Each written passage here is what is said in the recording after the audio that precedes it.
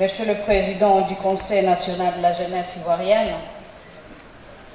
mon très cher frère Edima, récemment nommé porte-parole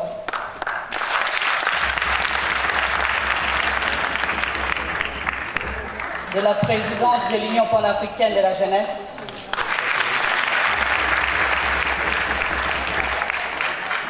ceci traduit l'amitié que nous avons avec la jeunesse ivoirienne.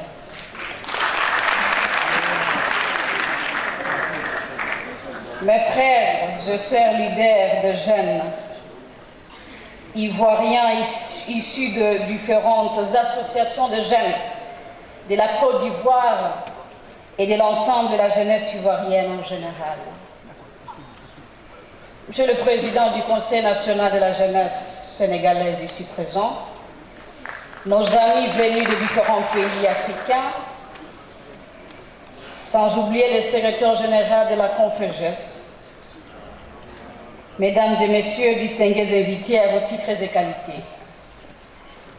J'aimerais avant toute chose présenter mes vœux les meilleurs pour l'année 2019 à la jeunesse ivoirienne en particulier,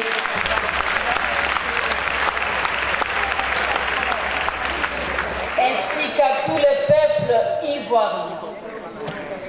Et à travers vous, à toute la jeunesse africaine et à nos frères et sœurs africains en général. La Côte d'Ivoire est le premier pays que j'ai l'honneur de visiter avec notre secrétaire général et certains leaders de jeunes de nos États pendant ces mois de janvier qui marquent le début de l'année 2019.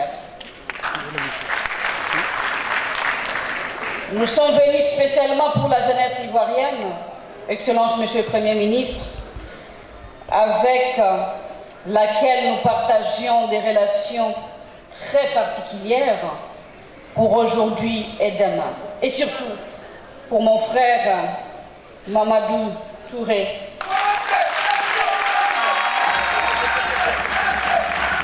Monsieur le ministre de la Promotion de la jeunesse et de l'emploi des jeunes, issu du leadership juvénile, ayant également servi la jeunesse africaine à travers l'Union panafricaine de la jeunesse.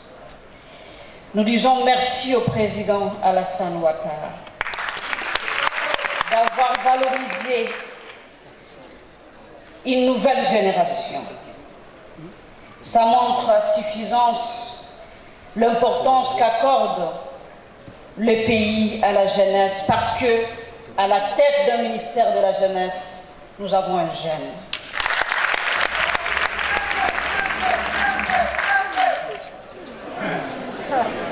L'Union panafricaine de la jeunesse nous a été léguée, Excellence Monsieur le Premier ministre, par nos pères fondateurs depuis 1962. Ici, j'aimerais faire allusion à Sékou Touré, Kwame Nkrumah et tant d'autres. Cette organisation a déjà produit plusieurs leaders africains, dont l'ancienne présidente de la Commission de l'Union africaine, Madame Nkosazana Dlamini Zuma. Certains chefs d'État et tant d'autres leaders du continent, y compris le ministre actuel de la jeunesse que je venais tout à l'heure de citer. Et l'Union panafricaine de la jeunesse continue à façonner plusieurs autres jeunes sur l'ensemble du continent, appelés à être au service de nos États et du continent en général. Nous avons bien défendu la jeunesse africaine depuis 2014 et nous continuons à le faire. Notre temps est en train d'arriver petit à petit à sa fin. Nous nous sommes engagés dans des réformes importantes pour laisser la jeunesse africaine avec une organisation forte qui répond aux enjeux et défis de la jeunesse du continent. Au nom de toute la jeunesse africaine que nous avons l'honneur de représenter, en général et au nom de l'Union panafricaine de la jeunesse en particulier, je tiens à féliciter les gouvernements ivoiriens pour cette initiative noble, celle d'organiser les états généraux de la jeunesse ivoirienne. Chose qui prouve à suffisance l'importance qu'accorde le gouvernement ivoirien à la jeunesse de ces pays sous le leadership de son Excellence, Monsieur le Président Alassane Ouattara.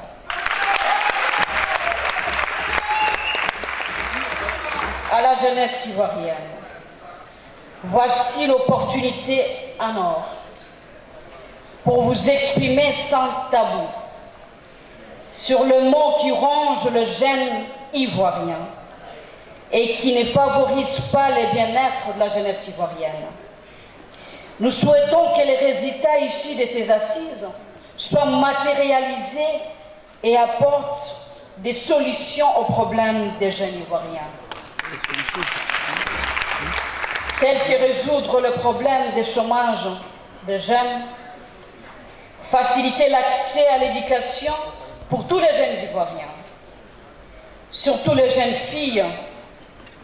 Aujourd'hui dans le monde, Excellence Monsieur le Premier ministre, nous avons plus ou moins 120 millions de jeunes filles qui n'ont pas accès à l'éducation. Et 60% se trouvent en Afrique. C'est un danger pour l'Afrique. L'Afrique, c'est aussi la femme. La participation dans toutes les instances de prise de décision. À plus ou moins 35% des jeunes dans les institutions publiques et autres s'avèrent importantes, Monsieur le Premier ministre. Le renforcement du Conseil national de la jeunesse ivoirienne, l'accès au financement pour les initiatives entrepreneuriales des jeunes, car les jeunes peuvent être une solution à leurs propres problèmes. Si, et seulement si, ils sont soutenus. Mettre fin au mariage précoce et aux grossesses précoces.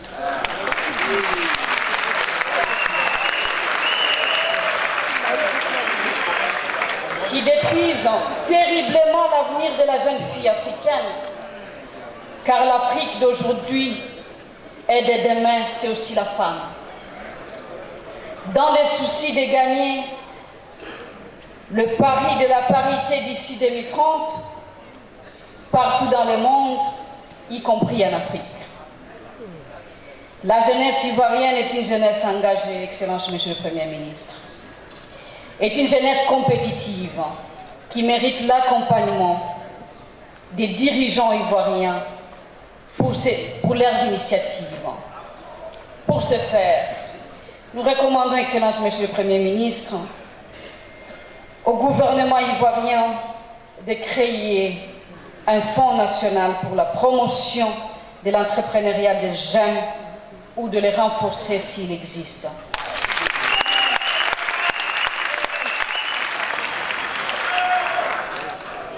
Plusieurs jeunes se trouvent devant plusieurs défis. Ils ont des initiatives.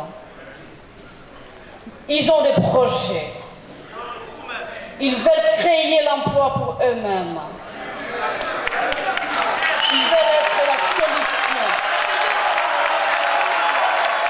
à leurs problèmes.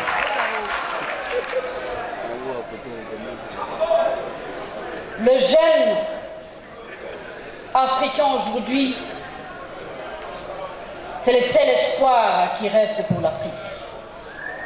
La dividende démographique. Donc, il est important de soutenir les jeunes ivoiriens dans la participation aussi aux rencontres destinées à la jeunesse à travers le monde pour mieux comprendre comment positionner leur pays au niveau national et international et comprendre surtout les enjeux de l'ère. Aujourd'hui, le jeune dans le monde influence des grandes décisions que ce soit dans nos institutions au niveau du continent, y compris dans les institutions internationales. Ne sous-estimez pas ce que les jeunes sont capables de faire.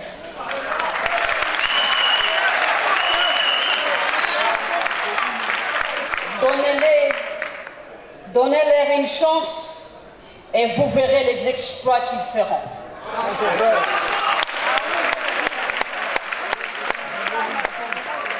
Ne considérez pas les jeunes comme une menace.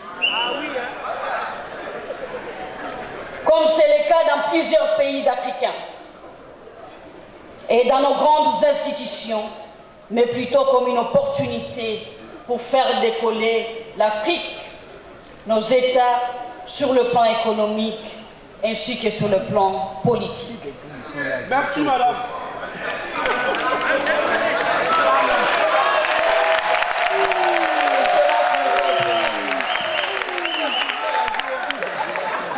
La jeunesse africaine aujourd'hui est victime de sérieux conflits de génération.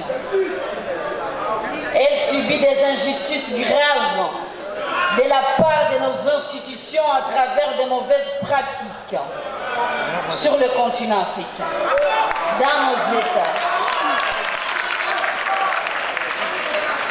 Que les jeunes en Afrique ne soient pas une intimidation, mais plutôt une opportunité pour l'Afrique de décoller.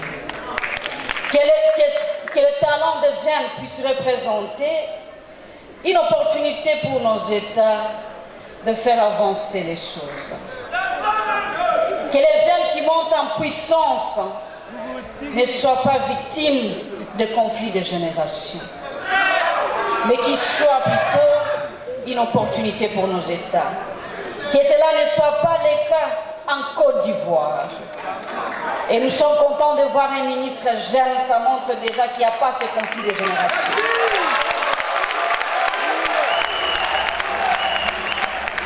Mais à côté de ces ministres, nous avons besoin de voir d'autres jeunes qui ne soient pas seuls. Que les jeunes soient cooptés au Parlement. Que les jeunes soient représentés dans toutes les institutions de la République. Qu'il y ait des représentants de jeunes dans les institutions qui font avancer les pays. Excellence, Monsieur le Premier ministre. Les jeunes ont la capacité de porter leur voix eux-mêmes plus que quiconque. Faisons confiance aux jeunes et aidons-les à s'épanouir. Que leur talent ne gêne pas, mais contribue au développement de la Côte d'Ivoire et de l'Afrique. Avec votre permission, Excellence, Monsieur le Premier ministre, j'aimerais remercier le gouvernement ivoirien. Que vive la jeunesse ivoirienne. Que vive la jeunesse africaine. Que vive l'Afrique. Je vous remercie.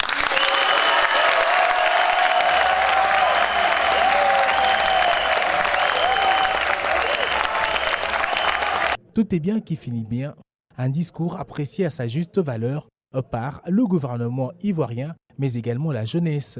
Et au-delà de ces deux catégories, même les grandes célébrités ivoiriennes ont salué ce discours panafricaniste de Francine Muyumba, présidente de l'Union panafricaine de la jeunesse.